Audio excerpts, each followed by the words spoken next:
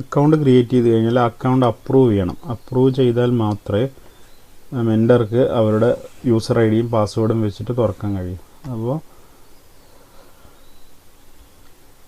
HM ലോഗിനിലാണ് account approve ചെയ്യുന്നത്. HM ലോഗിൽ approve ചെയ്യുന്നത് സമ്പൂർണ്ണയുടെ യൂസർ നെയിം പാസ്വേഡ് വെച്ചിട്ടാണ് HM ലോഗിൽ ഓപ്പൺ ചെയ്യേണ്ടത്. ഇവിടെ സമ്പൂർണ്ണയുടെ യൂസർ നെയിം പാസ്വേഡ് അടിച്ചു കൊടുക്കുക, ഇവിടെ ക്യാപ്ഷ അടിച്ചു കൊടുക്കുക. അതിനുശേഷം സമ്പൂർണ്ണ ലോഗിൻ എന്നുള്ള ബട്ടണ് ഓപ്പൺ ചെയ്യുക, ആക്റ്റീവ് ആക്കുക. ഇത് HM ലോഗിനാണ്. എന്നിട്ട് ലോഗിൻ കൊടുക്കുക. ലോഗിൻ കൊടുത്തു കഴിഞ്ഞാൽ ഇതുപോലെ 4 വിൻഡോ ഉള്ളത്. 4 വിൻഡോ ആണ്. ഡാഷ്ബോർഡിൽ നോക്കിക്കഴിഞ്ഞാൽ 4 വിൻഡോ ആണ്. Enter Mendy mapping, manage user, students, monitor. ഇതിൽ ഏറ്റവും ആദ്യം ഇമ്പോർട്ടൻ്റ് ക്രിയേറ്റ് ചെയ്ത അക്കൗണ്ടുകൾ അപ്രൂവ് ചെയ്യുക എന്നുള്ളതാണ്.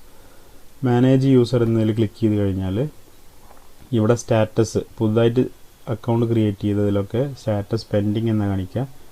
ഇവിടെ ഈ ഭാഗത്തുണ്ടാവും ഒരു ബട്ടൺ, അപ്രൂവ് എന്നുള്ള ബട്ടണിന് ജസ്റ്റ് അപ്രൂവ് ബട്ടണിൽ ക്ലിക്ക് ചെയ്യുക. അപ്രൂവ് ബട്ടണിൽ ക്ലിക്ക് ചെയ്ത് കഴിഞ്ഞാൽ പിന്നെ ഇവിടെ സ്റ്റാറ്റസ് അപ്രൂവ്ഡ്, ഇതുപോലെ അപ്രൂവ്ഡ് എന്ന് കാണിക്കും. പിന്നെ അവിടെ കാണിക്കുന്നത് ബ്ലോക്ക് ലോഗിൻ റീസെറ്റ് പാസ്വേഡാണ്. അപ്പോൾ ഇവിടെ നമുക്ക് പാസ്വേഡ് വല്ല ടീച്ചേഴ്സ് മറന്നു പോയി കഴിഞ്ഞാൽ HM ലോഗിനിൽ കയറിയിട്ട് ഇവിടുന്ന് റീസെറ്റ് ചെയ്ത് കൊടുക്കാം. റീസെറ്റ് ചെയ്ത് കഴിഞ്ഞാൽ ഇവിടെ ഈ വിൻഡോയിൽ കാണിക്കും പാസ്വേഡ് എന്താണെന്നുള്ളത് അവിടെ കാണിക്കും. ഡിജിറ്റായി കാണിക്കുക. അത് ഉപയോഗിച്ചിട്ട് പിന്നീട് ടീച്ചർക്ക് ലോഗിൻ ചെയ്യാം. അവരുടെ യൂസർ നെയിം ഇവിടെ ശ്രദ്ധിച്ച് കഴിഞ്ഞാൽ അറിയാം.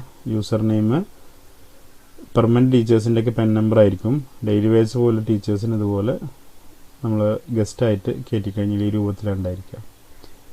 പിന്നെ നമ്മൾ മെയിൽ ഐ ഡി ഓൾറെഡി ഇപ്പോൾ സമ്പൂർണ്ണക്കകത്തുള്ള ഡീറ്റെയിൽസ് ആയിരിക്കും ടീച്ചേഴ്സിൻ്റെ മെയിൽ ഐ ഡി എല്ലാം വന്നിട്ടുണ്ടാവുക.